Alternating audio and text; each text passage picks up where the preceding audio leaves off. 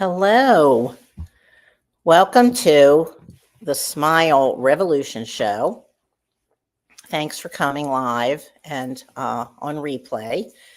Let's see. It's my 193rd show since March 2020. But I had a radio show years ago, so I was just getting back into my interviews during the pandemic, and I was doing a lot of other shows too to help people smile. As you see, I have the Smile Revolution Project. And so anyway, I'm not doing as many right now because I'm working on my stage show, Princess Wow in Woodstock, How a Hat Designer Started a Revolution. And so my next show is August 9th at 6 o'clock in Phoenicia, New York, which is like, I think it's about 20 minutes past Woodstock. And it's going to be through the Phoenicia Festival of the Arts and through vargagallery.com. And it's going to be on stage on the boardwalk. And so I'm going to have Eventbrite coming up. I'm going to be doing Eventbrite so that you can make donate. It's by donations online or there. And if you're coming, it's best to bring a chair if you don't want to stand the whole time. So anyway, I have to make all these announcements because I've never done it actually outside like this. Hi, Nancy. Thanks for coming. Okay, so anyway, so that's that. And then I have other shows coming up, October 5th in Glenford at Queen of Rogues and November 1st in the city in the East Village at Return Engagement at Pangea on 2nd Avenue and 11th Street. And another one's coming. I'm working on another show coming up too. Anyway, so I am a comedic storyteller, play the ukulele. Let's see what else. I do a hat. I make hats because not everybody realizes when I wear these hats, I actually make them. I went to hat school years ago at FIT in New York City. And let's see, what else do? I paint on fabric, on hats, everything. Anyway. Okay, so enough about me. And I have a website, princesswow.com, or I'm also mindyfradkin.com, so it's the same website. Okay, so let's see here. I've got an exciting interview tonight. Mark Weiss, or actually Mark Weissguy Weiss, that's his real name, and Michal Pellicone, his partner, and they started a magazine called rockedmag.com. Hi, Laura. Thanks for coming. Yeah, so let's see. I'm going to give you a little information about Mark. Okay, Mark Weissguy Weiss is an American rock music photographer. His most widely recognized photographs capture the look and aesthetic of music and celebrity personalities of the 80s. His work with publications such as Circus Magazine and Faces helped establish Mark Weissguy Weiss as a name known for rock photography. He has photographed a wide range of acts, including Rolling Stones, Kiss, Madonna, and Wu-Tang Clan. And actually, I'd have to do some smile quotes before I start the interview. But and then him and Michal Pellicone, who's a creative director and web developer of their new magazine, rockedmag.com. It's a collaboration between Mark and her, and she has a company called Custom Bear, Barre, founder and CEO, and a former professional dancer. And so she's going to be on in the second part of the interview. But before we do this, I got to read you some smile quotes. Okay. So let's see here. Mark Twain said, wrinkles should merely indicate where smiles have been. And then let's see. A smile of encouragement at the right moment may act like sunlight on a closed up flower. It may be the turning point for a struggling life. And these are quotes from Dr. Seuss. I don't know. They're borrowed from Dr. Seuss. I don't know who that is. What sunshine is to flowers, smiles are to humanity. They are trifles, to be sure, but scattered along life's pathway, the good they do is inconceivable. That's Joseph Addison. And then, let's see what else. I have another. Oh, okay. Margaret Mead is one of my favorite quotes. Never doubt that a small group of thoughtful, committed citizens can change the world. Indeed, it's the only thing that ever has. And let's see, Marianne Wright Edelman. If you don't like the way the world is, you change it. You have an obligation to change it. You just do it one step at a time. And then one more. Let's see, The World According to Mr. Rogers. More and more, I've come to understand that listening is one of the most important things we can do for one another. Whether the other be an adult or a child, our engagement in listening to who that person is can often be our greatest gift. Whether that person is speaking or playing or dancing, building or singing or painting, if we care, we can listen. Okay, so let's see here. Now I'm going to start the interview. Okay.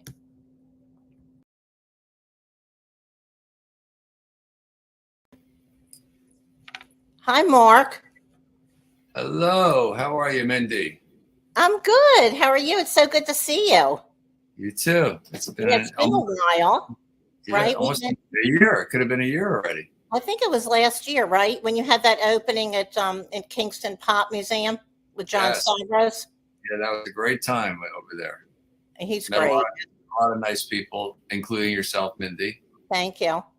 Yeah, very colorful people over there at John Stavros. Right. Yeah. So anyway, yeah, and I have to mention Karen Millman too. Okay, yeah. My dear friend who lent me your book. All right, The Decade That Rocked.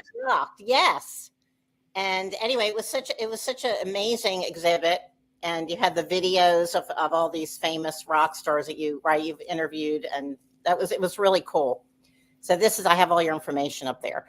Anyway, so let's start at the beginning. Okay, I love your story, how you started getting into photography when you were 13. Right? Oh, okay. Yeah. Kind of like starting at the the beginning for some reason. Okay, I'll do a quick version of it. Quick version, yeah. Just a quick.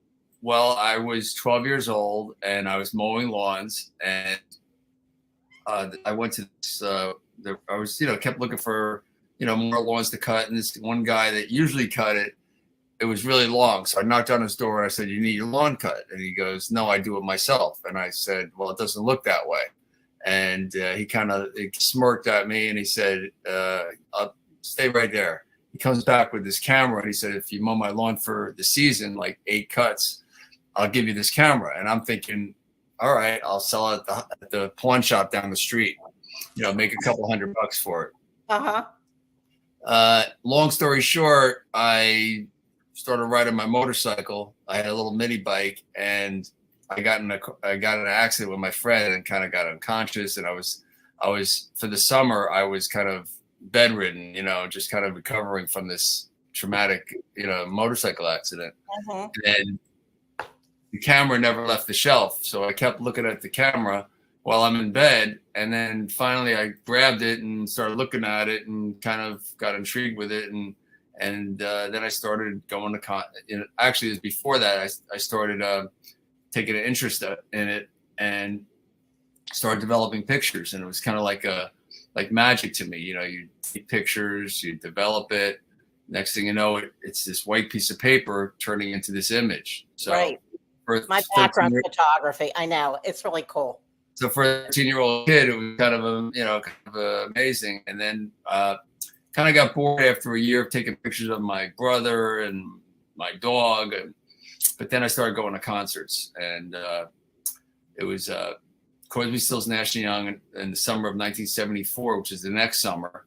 My brother took me to the concert, and that's the day Nixon resigned, and it was just like a very Woodstockian feel, and the smell of pot was in the air, and 100,000 people in the audience, and that's what kind of brought me into the concerts. And my friend Kenny Reff, who I just happened to bump into, had a camera, and he was going into the front to take pictures, and that's kind of how the whole game started for me. Okay, so but we have to talk about how you got arrested. The story about. Yeah. Well, that was. I want to take a little breather there. So that. Okay. That that took me to 14, and then Okay. I started going to concerts religiously, like anyone that played the Garden or the Capitol Theater or the Palladium, concerts in the tri-state area. I lived in New Jersey, an hour outside of New Jersey, hour outside of New York. Right. And then I started sneaking my camera in and selling them in front of the concerts for $1 a piece. Until I got arrested at a Kiss concert in 1977. I went there the first night, stayed up. I took pictures. I used to sell out of my high school locker also. And then I got arrested. I went to jail overnight, and then I went home, and I'm like, all right, now what am I going to do?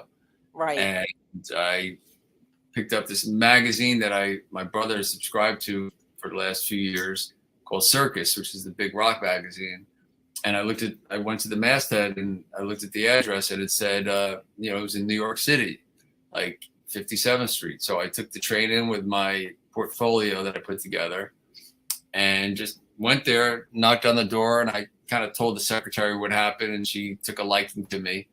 And she said, all right, stay here, and I'll try to get you a meeting with the art director. So 3 hours go by, and I finally got to meet him.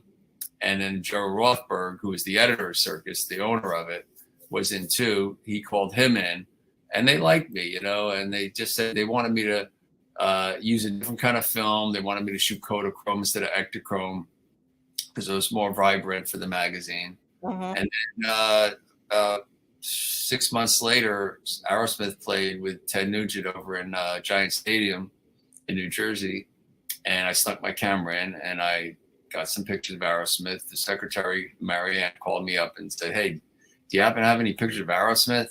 Because they're not letting anyone really shoot them.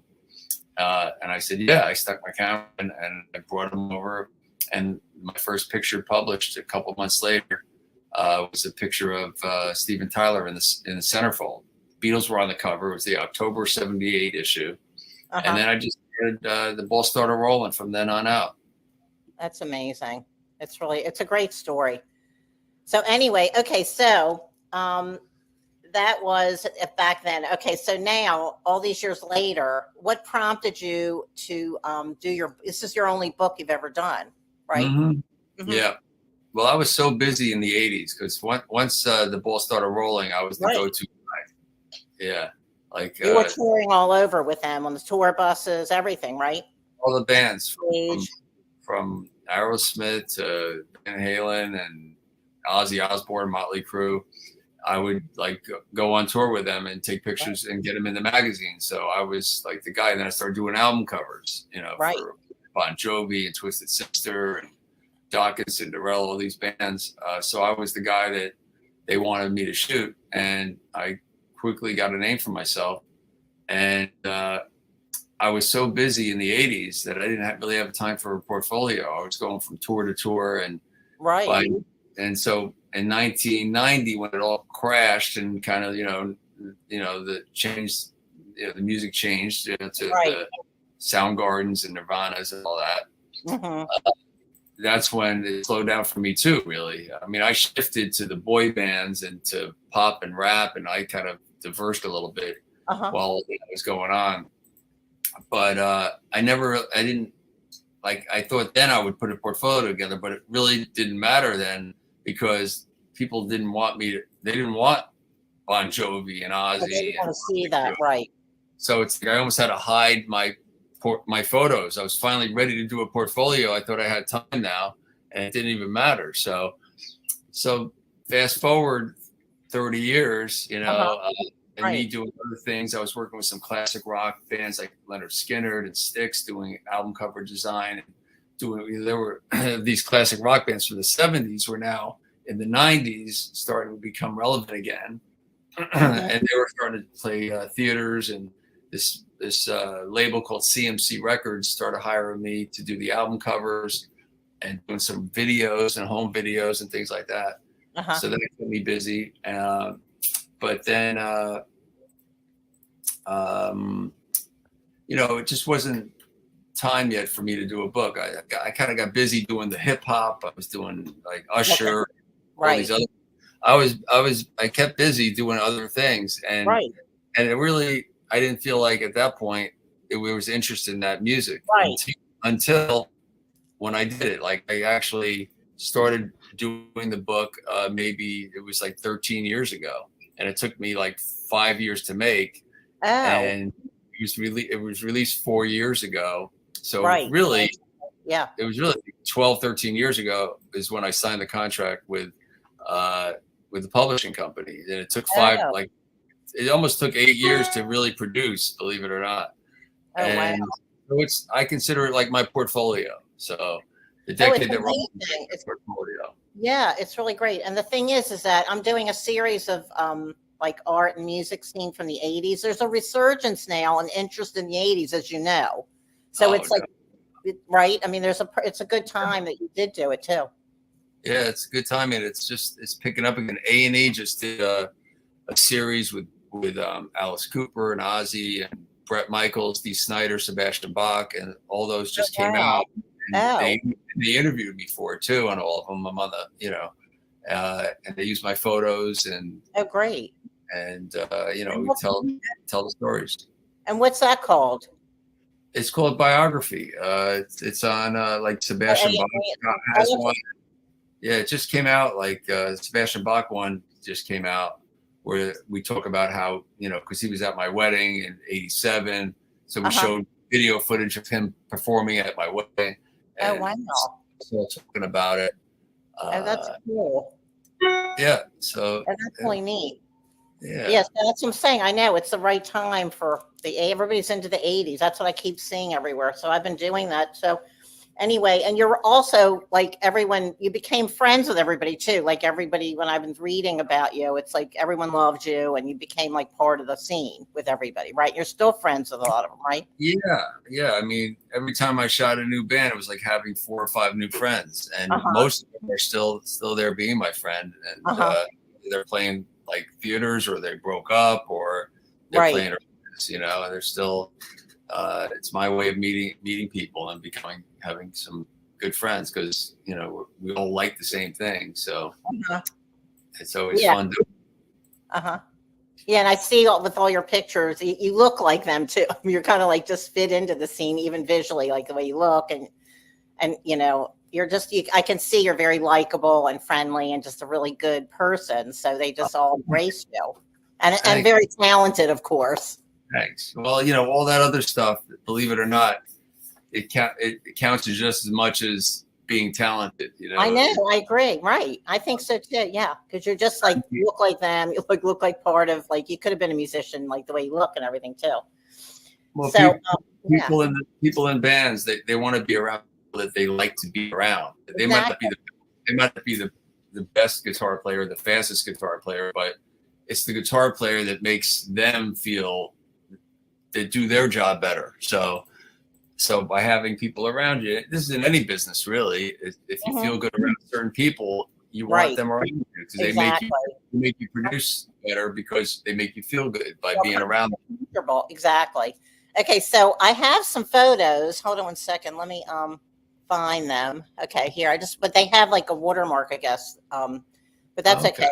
I'm going to show some of them, and then I have the book, but it's heavy. I might just show some from the book too. Okay, so who is this band?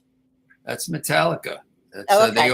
They opened up for Ozzy Osbourne in 1986, and I was on tour with Ozzy. And Ozzy always had, like, whoever was opening up for Ozzy would end up being big. Like they had, Mötley Crüe opened up for him before in '84, before this one, and Metallica came in. So it's an opportunity for me to get to know and to photograph the opening bands. Like Metallica now. This is Cliff, the guy on the left. It's not the guy with the bandana on the other side. He sadly passed away in a bus accident months later from this. And then I actually was hired by the record company to do new publicity photos with Jason, the new bass player. Wow. Here I used to, I would go on tour with Ozzy for like a week or so, and then go home, go on tour with other bands, and then get the pictures processed And then next time I went out with Ozzy, I would bring the photos and bring a light box and a loop or magnifying glass so they can look at the pictures. And I let them approve them. And, you know, they approve them. I get them into the magazines. This way they trusted you that way, you know. Right. They took more chances, you know, with them. You know, if they weren't sure if I told them to do something and it wasn't something just, you know, maybe something a little off the grid, they would do it just because they knew I would show them the photos and let them look at them and approve them. And that's great. This is fun. It's a fun picture. I like this. It's really fun. Okay, so let's see the next one. I worked with him, actually. I was a wardrobe stylist and actually worked with him once with my friend who's a Jim Hagopian photographer from LA. Oh, really? Wow. Yeah. Wow. Yeah. Anyway, that was back in the 90s. Anyway, Yeah, that's a great shot. Yeah, so they gave me all carte blanche access. And I, you know, of course, you want to photo these rock stars before they go on stage while they're getting ready. And if you can get in that world, then those pictures are definitely become priceless. And and I was lucky enough to have Van Halen welcome me in their camp, and they would hire me to do photos because they knew I would get them in all the magazines. Right. Yeah, that's a cool shot. He said to me once when I was with him in the dressing room, he said that he was eternally optimistic or something like that. Yeah, he's a character. He still does some cool stuff right now online. God. Yeah. I'll have to look it up and see what he's doing. Okay. All right. Next picture. I love this of Eric Clapton. It's amazing. So that was my second show that I photographed. The first one was Elton John on the right. That's the night. That was Thanksgiving 1974 at the Garden, and John Lennon came out at the end. Oh wow! That show, and the Clapton was a little later on the next year, and that's when my brother got some really good seats for Eric Clapton, and I stuck my camera in. I was only 15 at that time. And it's one of my favorite photos. And actually, that photo made it to the museum over in Seattle.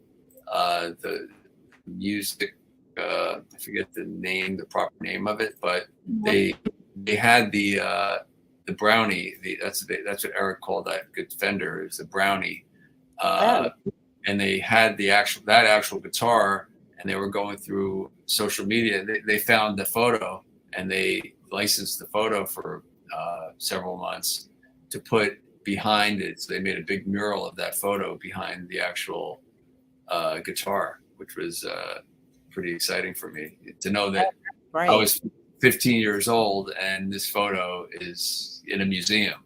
That's amazing. That is so cool. And it is a really neat picture. Okay, that's great. Okay, so let's see. What about this here? Well, that's the photo of that I got arrested selling, actually, the concert. And then 5 years later from that, or wait, that's 77. So no, in like 83, when Kiss took off their makeup, mine was I think it was one of the first photo shoots they did.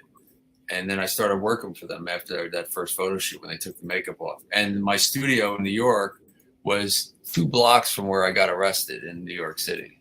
Wow. So, but yeah, I'm still working with Ace. Ace is, playing. I mean, I pretty much stayed in touch with everyone. Kiss did their final tour, and I was there for the 2 shows to photograph it at the Garden where I got arrested. So it was full circle. And that's really cool. That's great. That's really neat. And here is, I'm just going to show the cover again. This is your cover. Right. Guns N' Roses. Yeah. Okay. And then I think it's really cool that it comes with a bag. I love this. It comes with a bag. Well, if you go to thedecadeThatRocked.com, we have a shop there, and I'll sign the books. I'll personalize them. There's different bundles. You can get a bag with it. You can just get the book. You can throw postcards, and I like to end up and on someone's coffee table. Yeah. And then I know the postcards are great too. I actually have one over there. Anyway. I love postcards. Yeah, the postcards are cool too. Anyway, okay, so I saw that you were also there's a Hall of Fame for rock covers. Right. You're in. And Yeah. I was watching today about a video about what was it, the John Bon Jovi cover, that whole story. But can you talk about that? Yeah, it's a slippery one. That was actually featured in the Hulu special, I think on the 3rd episode. And they, used some old photos of me and John back in the day, and they talk about it was a bunch of covers. It started out being them. It was going to be called Wanted Dead or Alive at first, and they were all dressed up like cowboys. And then they nixed that idea, and then we went with the idea to shoot a girl with wearing a T-shirt cut very scandalously, and that was supposed to be the cover. And they printed a couple 100,000 of them, and then that's when PMRC was kind of going down in 1985, which I was there with Dee Snider and John Denver and Frank Zappa. I was there documenting that too. It's in the book. But because the PMRC was going down, they wanted to make sure all the records were in the Walmarts and all the. Talk about what that means. Not everybody's going to know what that means. Right, that's true. No one. Yeah, the PMRC, it stands for Parental Music Recording PMR something. You got to look it up. Right. PMRC. Yeah. So they wanted to put the labels on, which they did, and it actually helped the sale of them. But before that was going on, before it was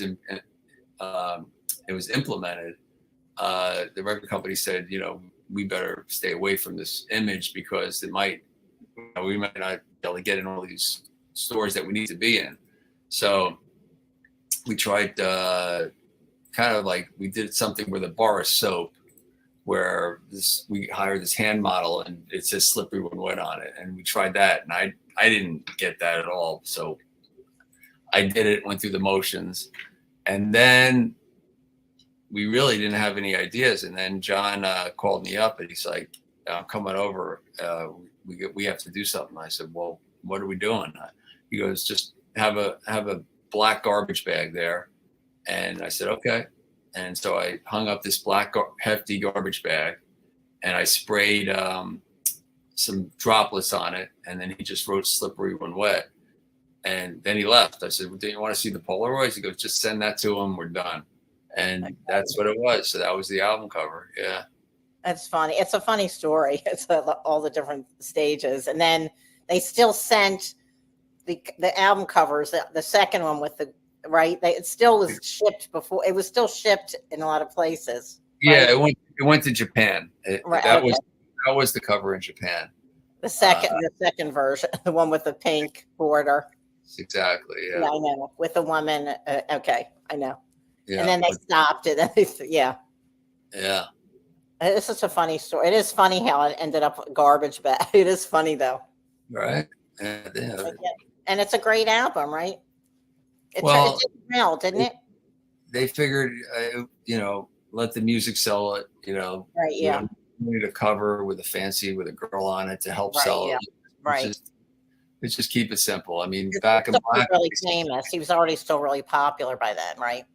Yeah, but this is the make it or break it. If this album didn't take off like it did, they really? Oh, okay. Oh, yeah. I mean, their other album went gold, but this one had to take off, and they didn't need any obstacles to get into it. So people liked the album cover. Okay, I guess it was fine. And and who knows, like in 2 years, maybe they'll do a re-release with the original cover. Oh, really? Okay. Oh, that's interesting. It's the 40th anniversary coming up next in '86. So, I mean, in 2026. So could be fun. Okay, good. All right. So you have a lot of. So in the Hall of Fame, how many album covers are in yours are in there? Well, they put me in. It's called the Album Hall of Fame. Right. Album Hall. It's not the Rock and Roll Hall of Fame. It's It's the album Hall. Sorry. Okay, right. It's not the Rock and Roll Hall of Fame, right? It's the album. Yeah, Hall of Fame. Yeah. And they just recognized me for my contribution for my album covers. And okay, you have a lot of album covers. How many do you have counted? How many? Not really. Okay, you have a lot, like dozens, right? Yeah, there's a lot. There's a lot out there, but yeah, the ones that really stand out are the ones that went gold or platinum, like Cinderella, Night Songs, right? Yeah, Doc and Under Lock and Key, Anthrax, On the Man. Okay. Bon Jovi, Sabrina White. So those covers are like on T-shirts. They're those images. Okay. Those images in the '80s really is what it helps sell the records as well. Twisted Sisters come out and play, and Twisted Sisters Stay Hungry with Dee Snider's Holding the Bone. All images that people remember. You know, that I used to build sets and make them very elaborate and fantasy. And I was thinking, so those album covers in particular, like really stood out and, stood out and tested time too. People still relate to it. And when you're watching Sirius or when you're listening to Sirius radio, those images are popping up on as you're driving. So that's kind of cool seeing those images 40 something years later. Do you have do you get residuals on the T-shirts? No, you're not. You just got paid like that one. Well, with the T-shirts, we do licensing deals. Oh, you do licensing? Okay. Yeah. So I own all the images, and right, exactly, right. They're your intellectual property. So great. Oh, that's really good. I see. Okay, that's great. Okay, so you have a new project. I think that to just start your magazine, Rock. Yeah, is that just launching now, right? Well, we did I went on these cruises called the Monsters of Rock cruise. And I've been going on for about 13, 14 years since the beginning. Larry Moran, who kind of, put these things together, is a friend of mine. And he has me on the cruises. And I do book signings since it came out 4 years ago. And sometimes they do little talks, they put panels together where we talk about it, and it's all these fans, and this cruise in particular is like the 80s bands, like Ace Frehley was just there, Tesla, Sebastian Bach, all these Extreme.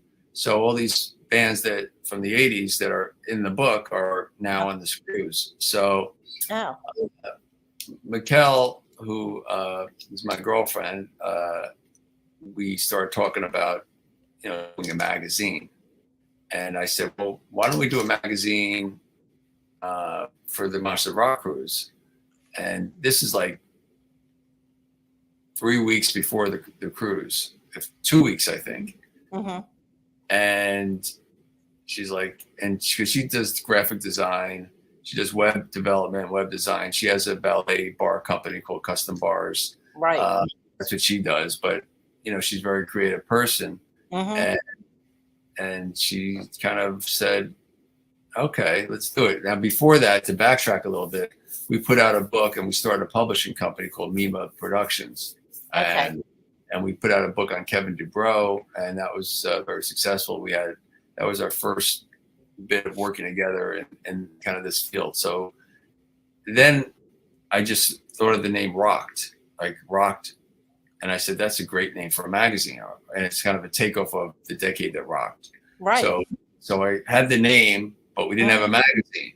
Right. And then so Michal stepped up to the plate and said, let's do it. I don't know. She'll have to tell you. She's going to come over and coming on. Right. She's going to be coming on. Okay. So that's great. So when it launched this year, right? Well, we did it. The cruise was a few months ago, and we just printed a small amount. Okay. And we sold them all out. Okay. And basically there was 20 artists that were or there was more than 20, but there was 20 bands that were on the cruise that I shot back in the 80s. Right. And I took those photos from back in the 80s, and we kind of did like, a little retro and we had pinups, we had centerfolds, we did some stories, and we did a nice. It was just a nice thing, and she did it in 3 days. She literally put this whole magazine together in 3 days. And wow, this is it right here. Actually, it's called Rock. that's really neat. That is so cool. And it has Bruce Dickens, not Bruce. Steve Harris was there from Iron Maiden. He had his own solo band there. We had Ace Frehley, who was a centerfold. So, all these, she laid all this stuff out in like 3 days, and then we printed it a week before. So we just kind of knocked it out. All these. That's great. Things. So we're working on a new magazine now, and we just shot the Rolling Stones, and that I think they're going to be on the cover. And I shot Judas Priest. We did something with Nelson. We just did Pat Benatar and Joan Jett. So now these are current pictures, like from current. Right. So since then, it's like developing into this magazine, and we came up with a tagline where past is present.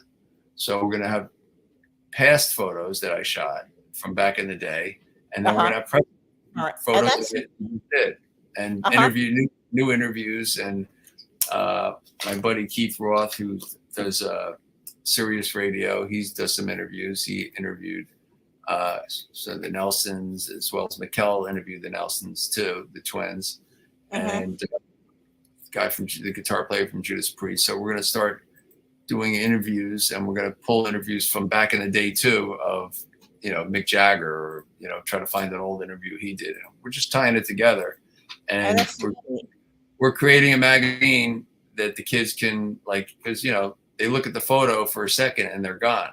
I think if they had a magazine, they could rip it out, they'll start hanging it up like they used to, because I always hear these kids saying they're tired of or they wish they were part of the 80s because of the they can hang up the pictures. So now we're giving them something. That's really cool. Yeah. But Michal, yes, why don't you come in and okay. Hold on. Okay. The creative force of rock. Okay. Hi, Michal. Pleasure seeing you again. Yeah, it's good to see you. You look great. Thank you. So do you. Thanks. So it's so exciting about this magazine. I think it's really sounds amazing. I know it was a pretty fun adventure. The 3 day was a little crazy. And within 3 days, we actually designed it and printed it, and had a cruise to go to and get ready. So it was crazy, but super fun. And I admired Mark's work, which is phenomenal. He's extremely talented. So so we decided to take it as a new adventure. And I remember growing up in Israel, I used to put those posters on my wall. We all did, right? Of course. So I'm like, how cool would that be? Like our kids can do it. So that was the idea behind it, to bring the pinups back and maybe get them to get off the phone a little bit and exactly. more. Yeah, that's a good idea. Yeah. So how often are you going to be publishing this magazine? Are you thinking? We don't really know. It's not gonna be a monthly or a weekly. That's what I'm asking. It's just as we get inspired. But what we're doing is done, right? But just when they're done. But she also designed and created the website, which is rockmag.com, and that's gonna be very fun. So we're gonna be posting these centerfolds up there. There's gonna be subscriptions. So it's going to be more like current, where so you don't have to wait for the magazine. And then I see. Yeah. So there'll be a lot more content from other photographers too. We're actually looking for writers and photographers around the world that can have their own page on rock, so they can show us their rock scene and have their own page. And then from that content, we'll have a print magazine, whether it's whenever we feel ready. So we're going to be it's really going to be more friendly to social media and web, because people, everybody's online, right? And we want to find photographers and writers that want to kind of be where I am. So in 20, 30 years, they can be bringing in new photographers. So right now, I'm really looking, I'm trying to wind down a little bit. I love taking photographs, and I only photograph bands that I like. But we're looking for people that can find new bands and, share their times of their careers while we're on a beach in Florida or in Hawaii or something. Right. Okay. And that's great. That's really cool. So you're looking for, it's all rock though, right? It's not like different genres of music, right? It's all rock music basically, right? Yeah, as long as it's rock. Obviously, it's called Rocked Mag. It's obviously Rock Magazine, right? Like the Rock and Roll Hall of Fame, where we're going to put in, pop stuff and things like that. But it could be Blink 182. It could be, just anything that's rock, really. Okay. Yeah. It's got to rock. Obviously, it's Rock Magazine. It's going to be rock music, right? Of course. Okay. Right. That was like a stupid question, but okay. Well, anyway, but you are looking for rock journalists and rock photographers to have a page. Yeah. And I feel like it's an outlet for these new, budding photographers.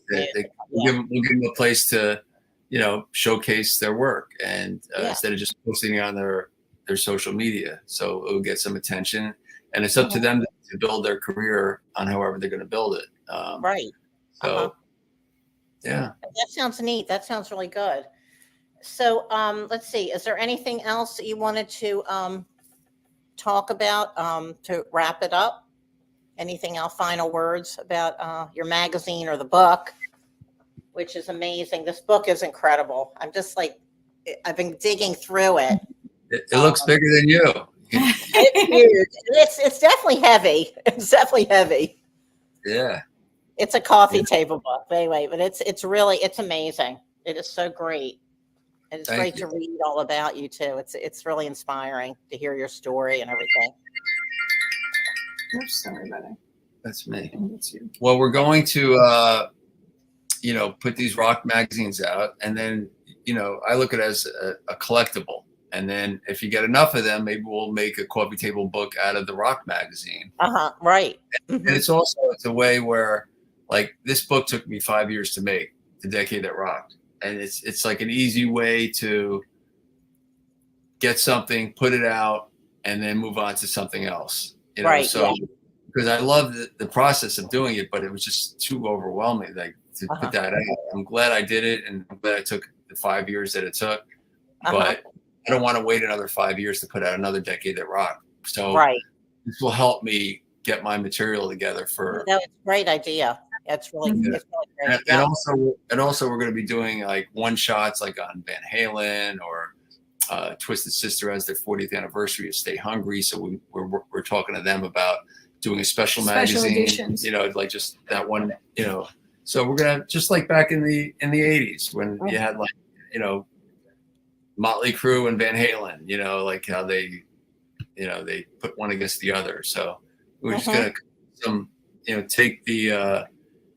take from a lot of the magazines like Cream, Hit Parade, or Circus, and Faces, Rock Scene, and just kind of mix it all together and come up and you got rocked. Yeah, that's great. It's great. So we want everyone to get rocked. Get rocked. Yeah, it's really great. Yeah. And we're also going to feature. We're also going to feature tribute bands, because I think tribute bands are really the wave of the future, because all these bands that we love, when I go to concerts now, the kids there are like in their 20s, if not younger. So, and that's because of the internet. They're learning about the bands from the internet and from their parents too, but mainly from the internet. Okay.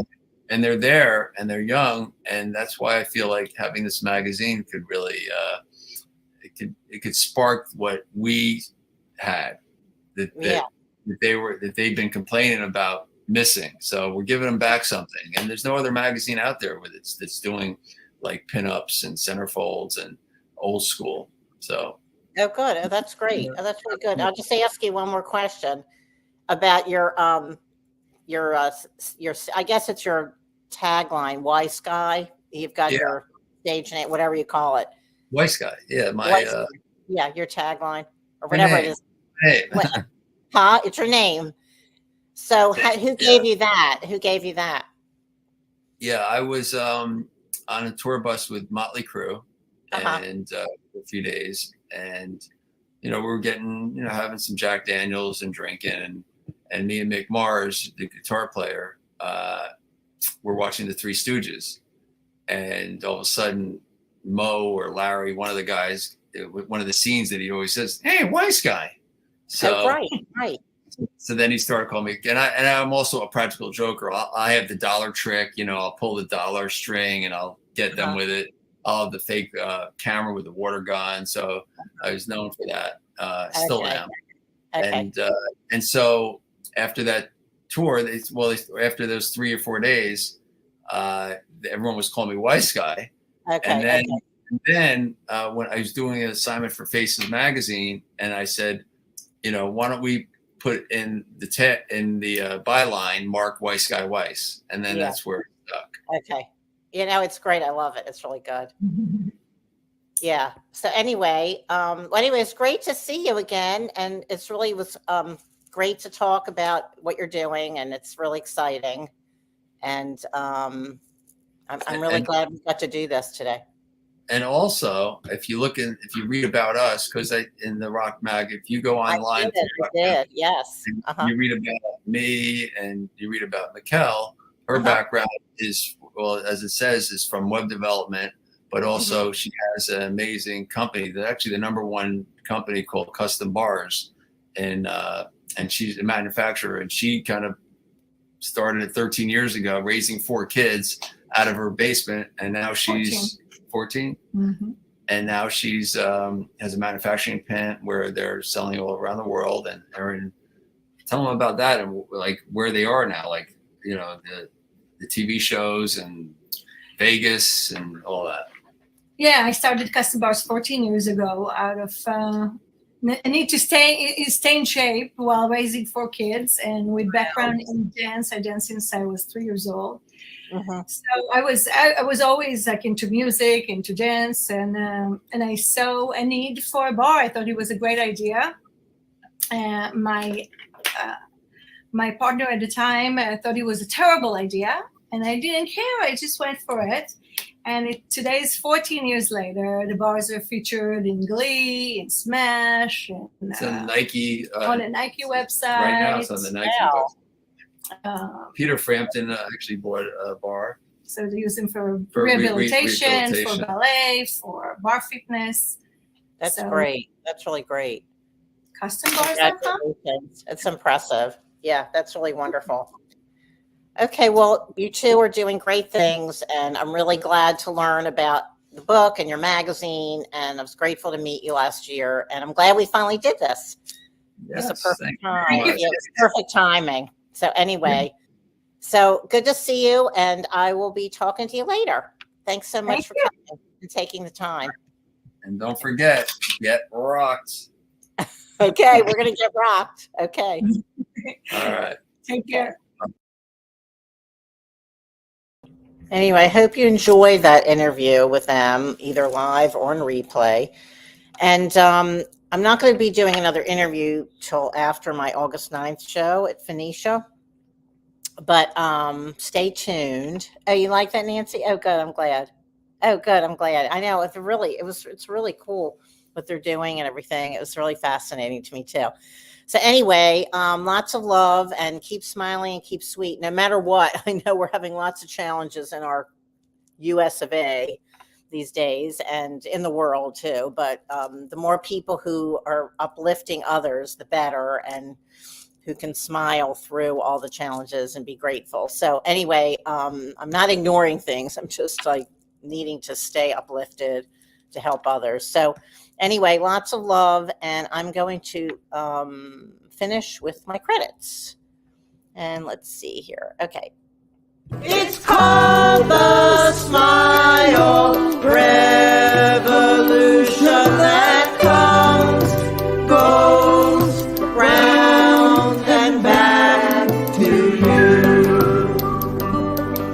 Smile, smile, smile. A simple smile will do. Smile, smile, smile. It comes back to you.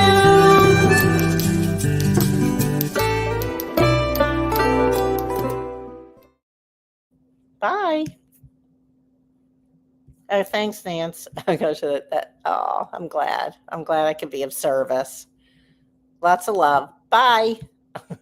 Until the next time.